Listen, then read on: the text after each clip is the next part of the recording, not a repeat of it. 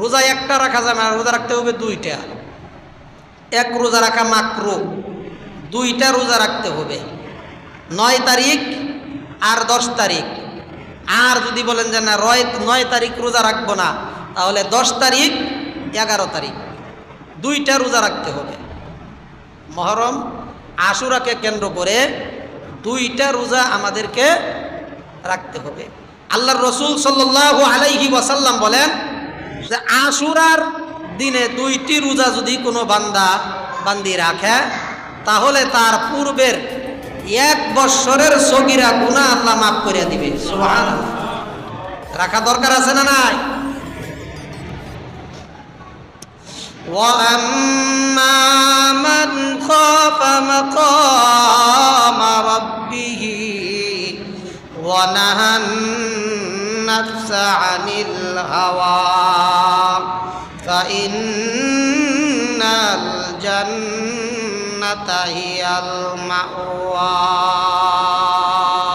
وقال رسول الله صلى الله عليه وسلم نحن أحق بموسى منكم فصامه وأمر بصيامه رواه ابن ماجه أو كما قال النبي عليه الصلاة والسلام صدق الله مولانا العظيم وصدق رسوله النبي الكريم ونحن على ذلك لمن الشاهدين والشاكرين الحمد لله رب العالمين। বাংলা মাসের যেমন গণনা আমাদের রাখা দরকার, ইংরেজি মাসের গণনা আমাদের যেরকম রাখা প্রয়োজন, ঠিক তেমনিভাবে আরবি মাস কখন কয় তারিখ হয়, কয় তারিখ যায়, কোন মাস যায় কোন মাস আসে, মুসলমান হিসাবে আরবি মাসের হিসাব রাখা আমার জন্য অপরিহার্য। মুহররমের 10 তারিখ সামনে আসতেছে, যাকে আমরা আশুরা বলে পরিচিত, আশুরা হিসাবে আমরা চিনি। মুহররমের 10 তারিখে আমাদের করণীয়, হযরতে হুসাইন রাদিয়াল্লাহু তাআলা আনহু শহীদ হয়েছেন, সেজন্যেই মুহররমের 10 তারিখ না, আশুরা নয়। আশুরার কিছু আমল আছে, কিন্তু আমরা আশুরা বলতে বুঝি যে হুসাইন রাদিয়াল্লাহু তাআলা আনহু শাহাদাত বরণ করছেন, এই জন্য মনে হয় আশুরা। আশুরাকে আমরা কারবালা বানায়া ফেলাইছি। অলৌকিক ঘটনা, আশ্চর্য ঘটনা, অবাক করার মতো ঘটনা আল্লাহ পাক তার নবী রাসূলদেরকে দিয়া ঘটাইছেন, তাকে কোরআনের ভাষায় মুআজিজা বলা হয়। এই আশুরার দিনেও আল্লাহ পাক রব্বুল আলামিন এমন কিছু কিছু ঘটনা ঘটাইছেন, যার জন্য এই আশুরা বান্দার জন্য, বিশেষ করে আশুরাকে কেন্দ্র করে রোজা রাখা হয়। আমরা রোজা রাখি। আশুরার তাৎপর্য কেমন, ফজিলত কি? ফজিলত হইল কিছু কিছু কারণে এর ফজিলত। আল্লাহ পাক রব্বুল আলামিন হযরতে মুসা আলাইহিস সালাতু ওয়াস সালামকে তার অনুসারী সহ তাদেরকে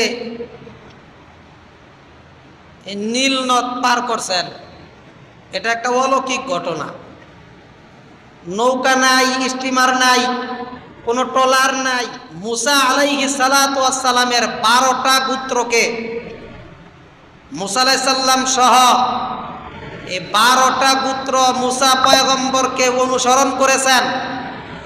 মুসা পয়গম্বর যেই দিকে গেছেন তারাও সেই দিকেই গেছেন। যাওয়ার পরে এই 12টা গোত্রের জন্য আল্লাহ পাক রব্বুল আলামিন পানিকে অর্ডার করছেন। পানি আমার বন্ধু তার অনুসারীদেরকে নিয়ে শত্রুর কবল থেকে বাঁচার জন্য, ফেরাউনের কবল থেকে বাঁচার জন্য সাগরের দিকে আসতেছে।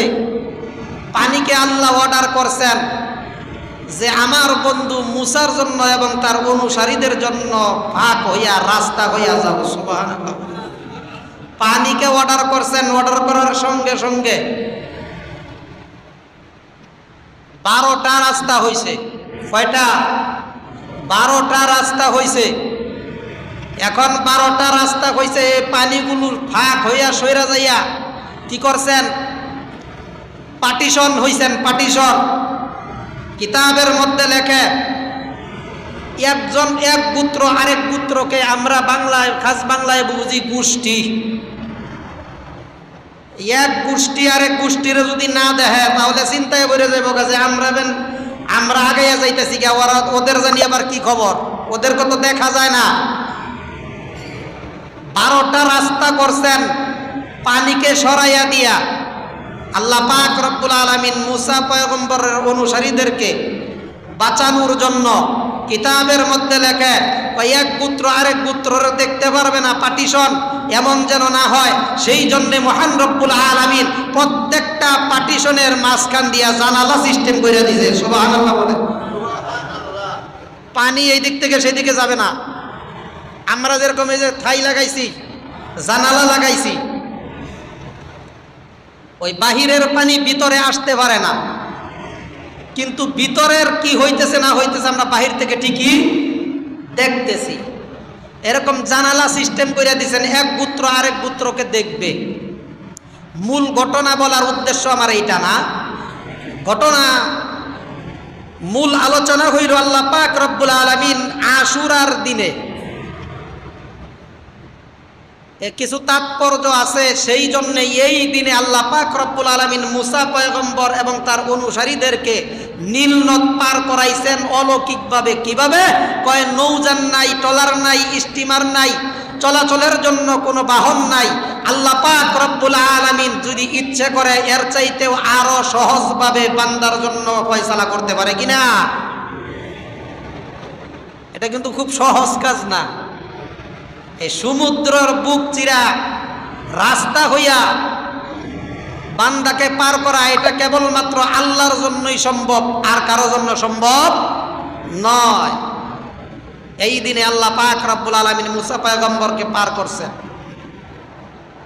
এরপরে কিতাবের মধ্যে লেখে ফেরাউনের দলবল সহ এই দিনে এই সমুদ্রে নিমজ্জিত করছেন, ডুবাইয়া মারছেন। এই আশুরার দিন, এই আশুরার দিনে হযরতে আদম আলাইহিস সালাতু ওয়াস সালামের দোয়া আল্লাহর দরবারে কবুল হইছে। সুবহানাল্লাহ বলেন। কবুল হইছে। এই আশুরার দিনে, তার মানে মুহররমের 10 তারিখ, কিয়ামত যেই দিন হবে সেই দিন শুক্রবার, সেই দিন মুহররমের 10 তারিখ হতে হবে। শুক্রবার এবং মুহররমের 10 তারিখ হবে, তাহলেই কিয়ামত হওয়ার সম্ভাবনা আছে, এছাড়া হবে না। কবে হবে তা জানা নাই, তবে এই তারিখের সাথে মিলতে হবে। এই আশুরার দিনে হযরতে নূহ আলাইহিস সালাতু ওয়াস সালাম যে কিস্তি বানাইছিল, কিস্তি নৌকা বানাইছিল, এই নৌকা আল্লাহ পাক রব্বুল আলামিন যৌদি পাহাড়ে অবতরণ করাইছেন, ওই জায়গায় যায় ল্যান্ড করছে। এই আশুরার দিনকে কেন্দ্র করে যেই সমস্ত ঘটনাবলী কিতাবের মধ্যে পাওয়া যায়, এইগুলো হইল বিশুদ্ধ, আর বাকি যা আছে সব বানোয়াট। যেমন হাই হুসাইন, হাই হুসাইন কইরা কইরা মাতম করা, বুক থাপড়ানো, চিল্লা ফাল্লা করা, শিয়া সম্প্রদায় যারা আছে তারা এগুলো করে। আলী রাদিয়াল্লাহু তাআলা আনহুর অতি ভক্ত তাজিয়া মিছিল বাইর করে ঢাকার শহর, দেখবেন 10 তারিখ আইলে শুরু হয়ে যাবো গা।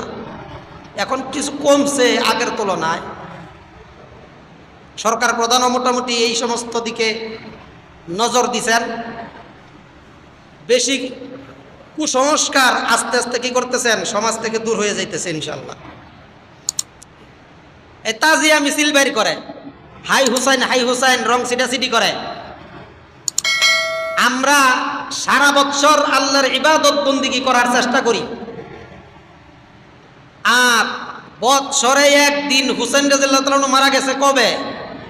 হাসান রাদিয়াল্লাহু তাআলা মারা গেছে কবে? ওই বৎসরে 365 দিনে একদিন তাজিয়া মিছিল বাইর করিয়া দুঃখ প্রকাশ করিয়া বুক থাবড়াইয়া হাই হুসাইন করিয়া ভালোবাসা প্রকাশ করা যায় না। তোমরা যদি একদিনে যদি তোমাদের হাই হুসাইন করে মাতম করিয়া যদি তোমরা বলো যে আমাদের ভালোবাসা প্রকাশ হয়, আর যারা 365 দিন ভালোবাসা দেখায়, তাহলে বোঝা যায় তোমাদের চাইতে যারা সারা বছর ইবাদত বন্দি করে ভালোবাসা দেখায় তাদের চাইতে তোমাদের ভালোবাসা বেশি নয়। এখন আসেন,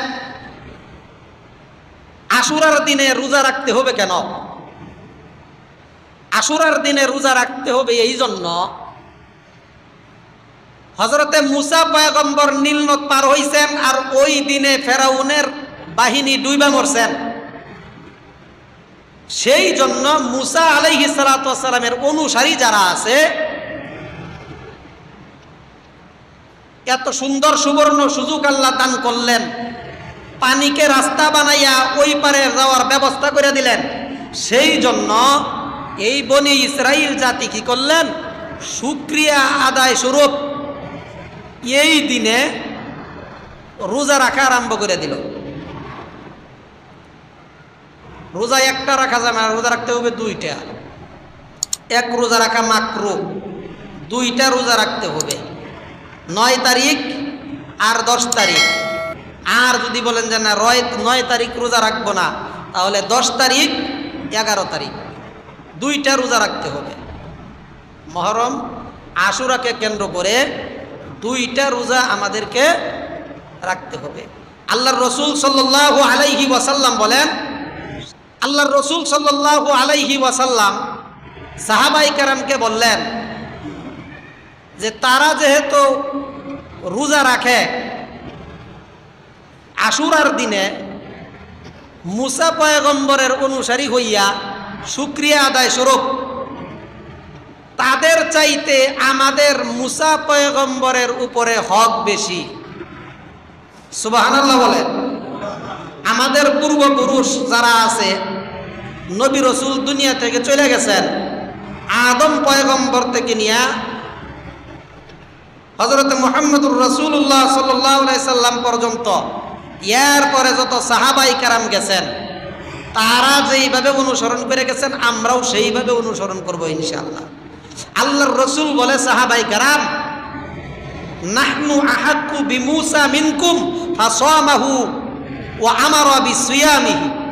ইবনে মাজাহ শরীফের হাদিস। আল্লাহর পয়গম্বর বলে সাহাবায়ে কেরাম যে তারা যে ওই দিনকে কেন্দ্র করিয়া ওই দিন তাদেরকে আল্লাহ নাজাত দান করছেন, সেই জন্যে রোজা রাখে। আশুরার দিন তার মানে মুহররমের 10 তারিখে, তাদের চাইতে আমাদেরও হক আরো বেশি। সেই জন্যে আমরাও রোজা রাখব। সেই জন্য আমরাও রোজা রাখব। একটা রোজা রাখলে ইয়াউমা ইয়াতাযাক্কারুল ইনসানু মা সাআ, হাসরের ময়দানে তার কৃতকর্ম সব বিষয় তার মনে পড়বে, আল্লাহ মনে পড়াইয়া দিবেন। ওয়া বুররিজাতিল জাহিমু লিমান ইয়ারা ফাআম্মা মান তাগা ওয়া আসারাল হায়াতাদ দুনিয়া ফাইন্নাল জাহিমা হিয়াল মাওয়া। ফাআম্মা মান তাগা,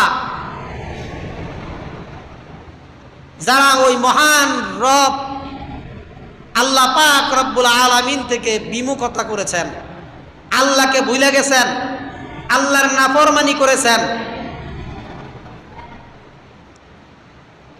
ওয়া আসারাল হায়াতাদ দুনিয়া, দুনিয়াকে যারা প্রাধান্য দিবেন, আল্লাহর পয়গম্বর বলেন আদ দুনিয়া সিজনুল মুমিন ওয়া জান্নাতুল কাফির। এই দুনিয়াটা হইল মুমিনের জন্য জেলখানা, মুমিনের জন্য দুনিয়া হইল জেলখানা,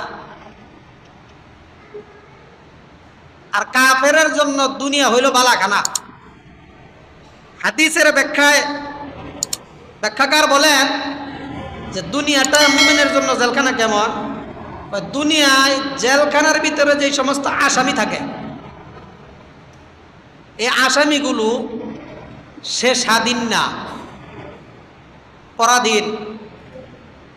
ইচ্ছে করলেই এই বেষ্টনীর বাহিরে সে যাইতে পারবে না, ঠিক না? জামিন করেন লাগবে। ইচ্ছে করলেই উল্টা পাল্টা চলতে পারবে না, তাহলে ডান্ডার বাড়ি দিব। কিতাবের মধ্যে লেখে দুনিয়ার জমিনে জেলখানা যেরকম আসামির জন্য স্বাধীন না, পরাধীন, মন মতো মন চাইলেই চলা যায় না, মনে চাইলেই মন মতো চলা যায় না। জেলখানার আসামি গেটে যায়, যদি কয় যে গেটটা খুলে দেন, আমি একটু মার্কেট করে আহি, যাইতে দিব? দিব না। কেন? উনি স্বাধীন না, উনি পরাধীন। উনাকে একটা নিয়মের মধ্যে তাকে থাকতে হবে, উল্টা পাল্টা করলে ভেজাল আছে। ঠিক তেমনি ভাবে মুমেনের জন্য এই জেলখানার উদাহরণ দিছেন। মুমেন ইচ্ছে করলেই তার স্বাধীনভাবে সে চলতে পারবে না, মন চাইলেই হারাম খাইতে পারবে না, খাইলে ভেজাল আছে, জবাবদিহি করুন লাগবে। মন চাইলেই তার স্বাধীনভাবে সে চলতে পারবে না। তার রব তাকে যেই নিয়ম বাতলাইয়া দিছেন, সেই নিয়মের ভিতরে থাইকা তার জীবনযাপন করা লাগবে। জেলখানার আসামির মতো মুমেন কি স্বাধীন না, পরাধীন। মন চাইলেও আরেকটা করে ফেলাইলাম, সেটা হবে না, শরীয়তের গণ্ডির ভিতরে থাইকা করতে হবে। আর মুমেন যখন মারা যাবে, মুমেনের যখন নাকি প্রকৃত মুমেন যারা যারা নিয়মের মধ্যে থাইকা চলছেন, আল্লাহকে ভয় করছেন, হারাম খাইতে সামনে আসছে কিন্তু খায় নাই, আল্লাহকে ভয় করছেন। ওয়া আম্মা মান খাফা মাকাম রাব্বিহি ওয়া নাহান নাফসা আনিল হাওয়া। আল্লাহ বলেন ওয়া আম্মা মান খাফা, যারা দুনিয়ার জমিনে আমি আল্লাহকে ভয় করছেন, মাকাম রাব্বিহি, এই দুনিয়ায় থাইকা তার রবকে যারা কি করছেন, রবকে যারা ভয় করছেন, ওয়া নাহান নাফসা আনিল হাওয়া, ওই মন যা চাইছে তাই করে নাই। অন্যায় করতে গেলে আল্লাহকে ভয় করছেন, নিজের খাহেসাত অনুযায়ী চলে নাই, মন যা চাইছে মন চাই জিন্দেগি চালায় নাই। ওয়া নাহান নাফসা আনিল হাওয়া, যারা আল্লাহকে ভয় করে করে চলছেন, ফা ইন্নাল জান্নাতা হিয়াল মাওয়া, ওই সমস্ত বান্দা বান্দীদের জন্য জান্নাত। সুবহানাল্লাহ। ওয়া আম্মা মান খাফা মাকাম রাব্বিহি ওয়া নাহান নাফসা আনিল হাওয়া ফা ইন্নাল জান্নাতা হিয়াল মাওয়া, আর তাদের জন্যই হইল কি জান্নাত। ইয়াউমা ইয়াতাযাক্কারুল ইনসানু মা সাআ, হাসরের ময়দানে বান্দা বান্দীদেরকে তার কাজ সম্পর্কে ধারণা দেওয়া হবে। স্মরণ করো সেই দিনের কথা, আমি আল্লাহ দুনিয়ার জমিনে তোমাকে পাঠাইছিলাম, পাঠানোর পরে আমি আল্লাহকে ভুলে গিয়েছ, আমি আল্লাহর অবাধ্যতা করেছ, নাফরমানি করেছ। এই এমন নাফরমানি করেছ, নাফরমানি করার পরে বান্দা বান্দি যখন হাসরের ময়দানে যাবে, ওই সময় আল্লাহ পাক রব্বুল আলামিন বলেন ইয়াউমা ইয়াতাযাক্কারুল ইনসানু মা সাআ ওয়া বুররিজাতিল জাহিমু লিমান ইয়ারা, তাদের সামনে সেই জাহান্নাম তুলে ধরা হবে, যেই জাহান্নাম সংক্রান্ত বিষয়ে আমাদেরকে ধারণা দেওয়া হয়েছে কোরআন এবং হাদিসের মাধ্যমে। দেখি নাই, শুনেছি, কিন্তু পয়গম্বর যায়া নিজে চোখে দেখে আসছেন, আয়েশা সাহাবায়ে কেরামকে বলছেন। সুবহানাল্লাহ বলে। আল্লাহর পয়গম্বর বলে তোমরা জাহান্নাম দেখো নাই, তোমরা জান্নাত দেখো নাই। আমি পয়গম্বরকে আল্লাহ পাক রব্বুল আলামিন জান্নাত দেখাইছেন, জাহান্নাম দেখাইছেন। বান্দা বান্দিকে যে জান্নাত দান করা হবে, ওই জান্নাতগুলো আল্লাহ পাক রব্বুল আলামিন ইয়াকুত পাথর দিয়া গম্বুজগুলো বানাইছেন। আল্লাহর পয়গম্বর দেখে আসছেন, কল্পনা করার কোনো বিষয় না। এই জন্য জাহান্নামগুলো সামনে তুলে ধরা হবে। কিতাবের মধ্যে লেখা ওই 7টা জাহান্নাম 8টা হইল বেহস্ত, নাকি এই 7টা জাহান্নামের শাস্তিও বিভিন্ন প্রকারের হবে। এক এক জাহান্নামের শাস্তি এক এক রকম হবে, এক এক রকম হবে। আর এক এক জান্নাতের নিয়ামত আরামায়েশ এক এক রকম হবে। এয়ার কন্ডিশন থাকবে। জান্নাতে যারা যাবে তারা জীবনে বের হবে না, জাহান্নামে যারা যাবে ঈমান যদি থাকে তাহলে তারা বের হতে পারবে, কোনো না কোনো দিন জান্নাতে যাইতে পারবে। আল্লাহ পাক রব্বুল আলামিন জাহান্নামীদেরকে কি করবে? ওই জাহান্নামটা সামনে তুলে ধরবে। দেখেই তো অবস্থা খারাপ, ভিতরে খবর হয়ে যাবে। আর যারা তার রবকে ভয় করছে, শুকরিয়া আদায় করছে সুস্থতায়, শুকরিয়া আদায় করছে অসুস্থতায়, শুকরিয়া আদায় করছে কি করছে? বিপদে আপদে শুকরিয়া আদায় করছে। দান সদকা করার তৌফিক আল্লাহ দান করেছেন, এই জন্য কি করছেন? শুকরিয়া আদায় করছেন। সকল ক্ষেত্রে যারা শুকরিয়া আদায় করছে, নেক আমলগুলো করেছেন, সেই জন্য আল্লাহ পাক রব্বুল আলামিন বান্দা বান্দীদেরকে কি করবে? যারা তার রবকে ভয় কইরা কইরা ইবাদত বন্দেগীগুলো করছে, আল্লাহ পাক রব্বুল আলামিন বলেন ওই সমস্ত বান্দা বান্দির জন্যই হইল জান্নাতের বালাখানা। বলেন সুবহানাল্লাহ। ওই সমস্ত বান্দা বান্দীদের জন্য। সম্মানিত উপস্থিতি, আল্লাহ পাক রব্বুল আলামিন যে কথাগুলো বললাম নিজে আমল করতে পারি। বিশেষ করে আশুরার দিন সামনে আসতেছে, আজকে 5 তারিখ। 10 তারিখে আমরা কি করব? 10, 11 বা 9, 10 রোজা রাখবো ইনশাআল্লাহ। আল্লাহ পাক রব্বুল আলামিন